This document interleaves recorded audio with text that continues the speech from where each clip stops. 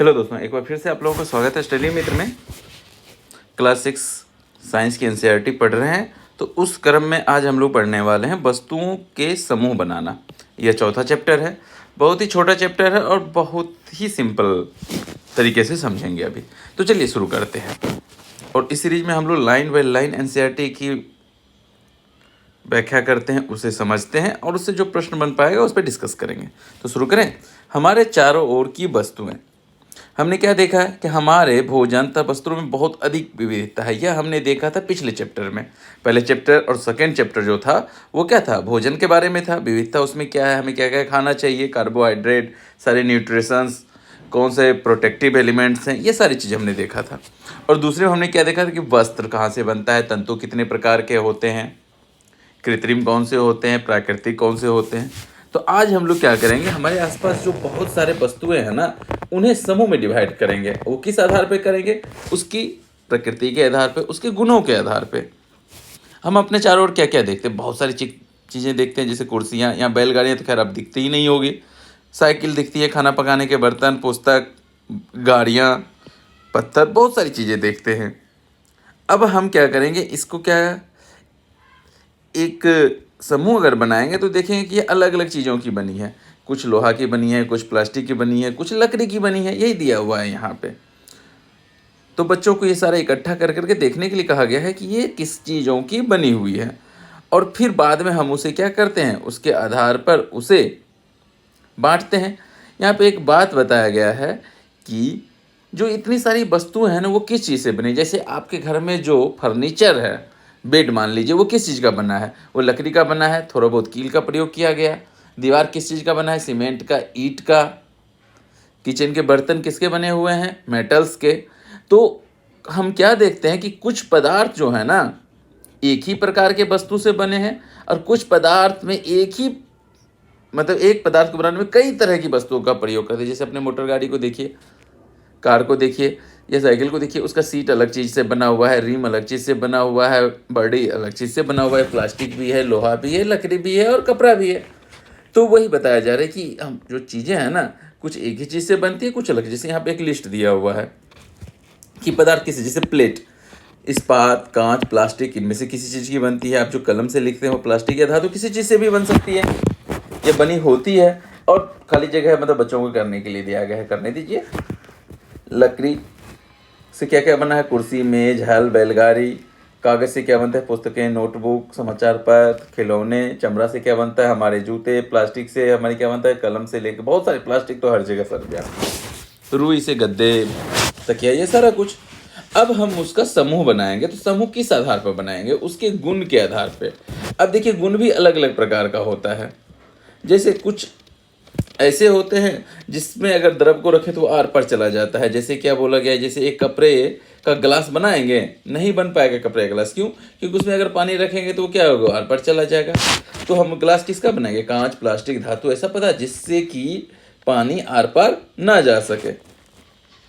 तो इसी आधार पे हम लोग देखते हैं। ये तो एक छोटी सी बात थी, लेकिन अब अलग अलग गुण को हम लोग देखेंगे। यानी पदार्थों को में वह सब गुण क्या है जिसके उपयोग के लिए महत्वपूर्ण। यानी हर एक पदार्थ हर काम के लिए उपयोगी नहीं है। किसी का कुछ अलग गुण है, किसी का कुछ अलग प्रॉपर्टीज है, जिसका जैसा गुण है उसके अनुसार हम उसका प्रयोग करते हैं। पदार्थ प्राय एक दूसरे से क्या दिखते हैं, अलग दिखते हैं। लकड़ी लोहे से बिल्कुल अलग है, लोहा तांबे से और एल्युमिनियम से अलग दिखता है, बिल्कुल अलग दिखता है। तो अब देखिए, यहाँ पे एक प्रयोग करने के लिए बच्चों के लिए कहा गया है। क्या है कि जैसे गत्ता, लकड़ी, तांबे का तार, एल्युमिनियम की शीट और चाक के छोटे छोटे टुकड़े इकट्ठे कीजिए और उसको क्या कीजिए, थोड़ा थोड़ा काटिए। काटिएगा तो क्या दिखेगा, गत्ता कटने से कुछ जैसा तैसा ही दिखेगा, लकड़ी वैसा ही दिखेगा।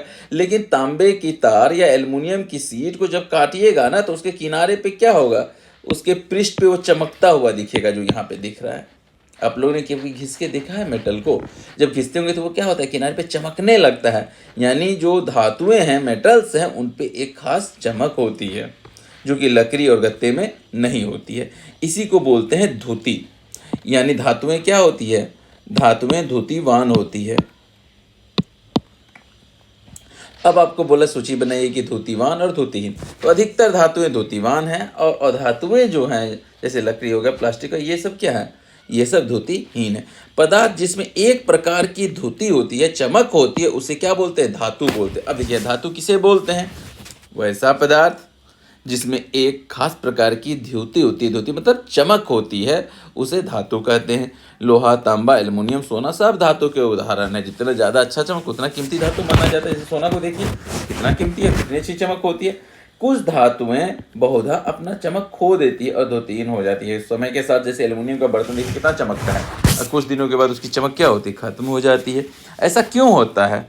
ऐसा इसलिए होता है कि उन पर वायु और नमी की अभिक्रियाओं के कारण होता है। होता क्या है कि जैसे बर्तन है, उसको हम लोग जब प्रयोग में ज़्यादा समय तक प्रयोग में करते हैं तो वो क्या होता है? वो हवा के संपर्क में आता है, और हवा में क्या है? जलवाष्प की मात्रा होती है, नमी की मात्रा होती है।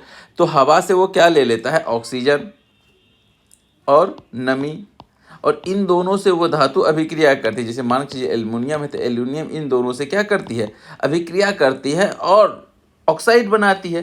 तो धातु में क्या करती है? हवा के ऑक्सीजन और नमी से अभिक्रिया करके ऑक्साइड बनाती है, जिसके कारण उसका रंग क्या होता है?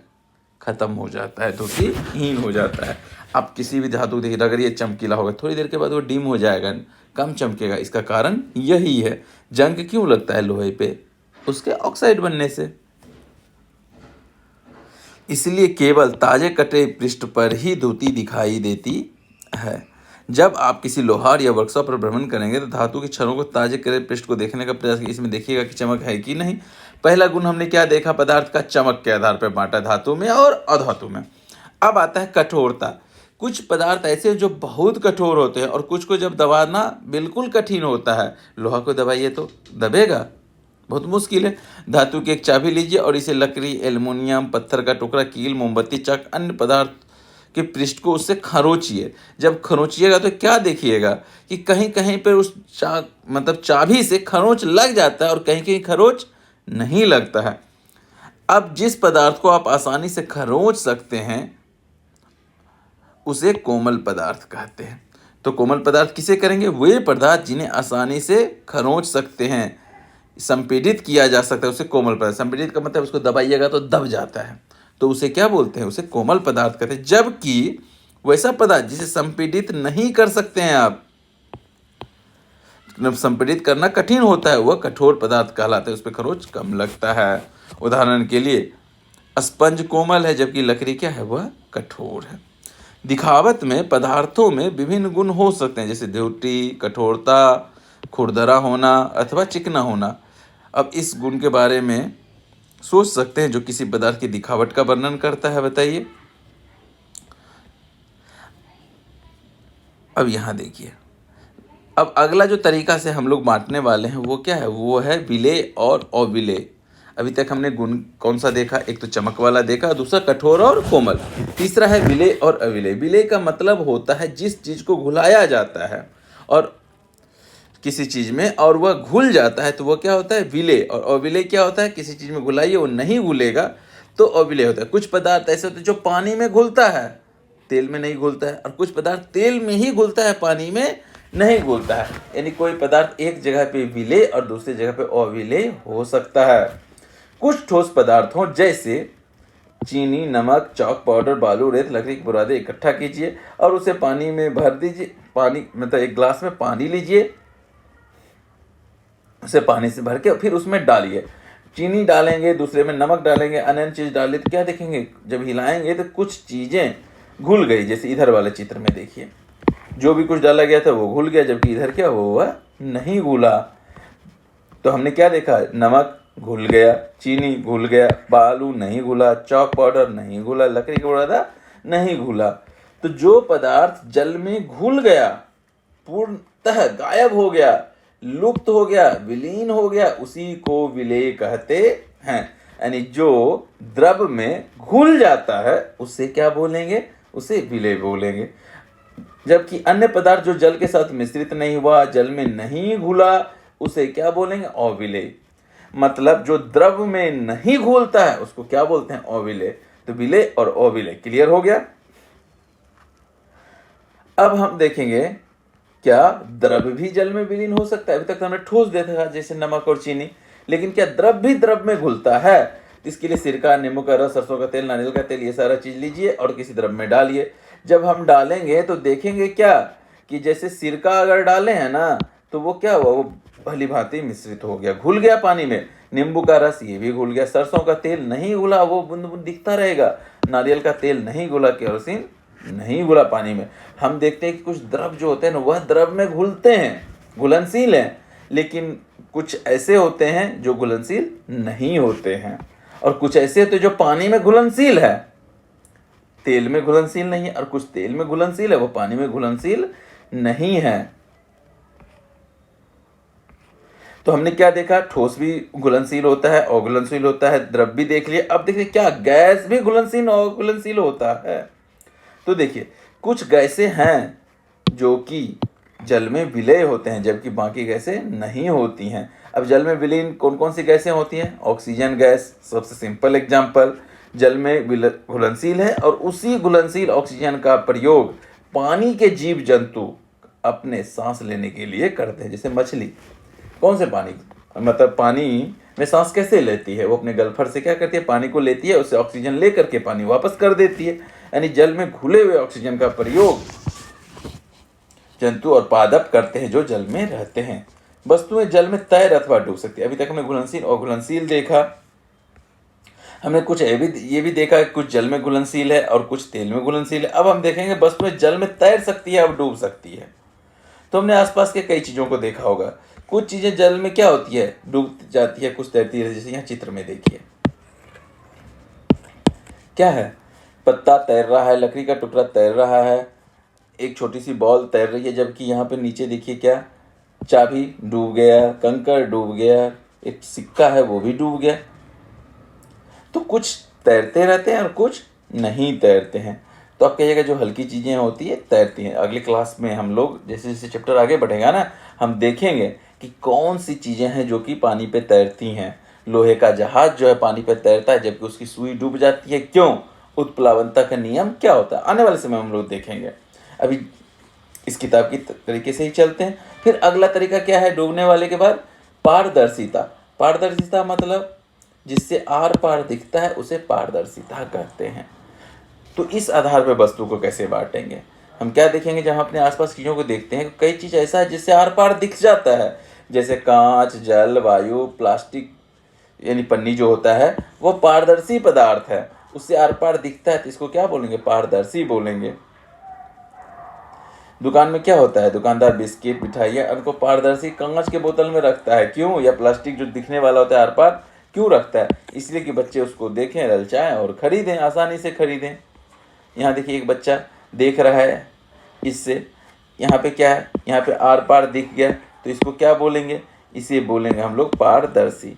यहाँ वाले चित्र में देखिए हल्का हल्का दिख रहा है इसमें, तो इसको क्या बोलेंगे? इसे बोलेंगे हम लोग पारभासी। और इसमें बिल्कुल भी नहीं दिख रहा है, तो इसे क्या बोलेंगे? इसे बोलेंगे अपारदर्शी। यानी पदार्थ को हम लोग इस तरीके से अगर बांटे तो कितने बार चीज़ों में बांट सकते हैं?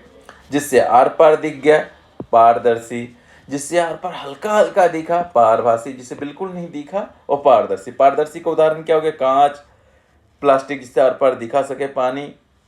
और पारभासी का क्या होता है? एक कागज लीजिए, उसमें तेल लगा दीजिए पूरा, फिर उससे आर पार देखिए, थोड़ा थोड़ा दिखेगा, उसको क्या बोलेंगे? पारभासी। और अपारदर्शी उसको बोलेंगे जिससे आर पार बिल्कुल भी नहीं दिखता है, जैसे कि लकड़ी का बॉस, गत्ता, धातु का पात, इसे आर पार नहीं दिखता है, इसे अपारदर्शी कहेंगे। अब हमने देखा क्या कि पारदर्शी किसे कहते हैं, अपारदर्शी किसे कहते हैं, और पारभासी किसे, समझ में आ गया होगा अच्छे से। अब यहाँ बच्चों के लिए कुछ क्रियाकलाप है, उसको रहने दीजिए, वो पारभासी वाला क्रियाकलाप है। पारभासी हमने सिंपल उदाहरण क्या देखा कि तेल लगा हुआ कागज उससे आर पार दिखता है, प्लास्टिक कोई कोई ऐसा होता है जिससे आर पार हल्का हल्का दिखता है। तो इन चीज़ों को हम लोग पारभासी कहते हैं।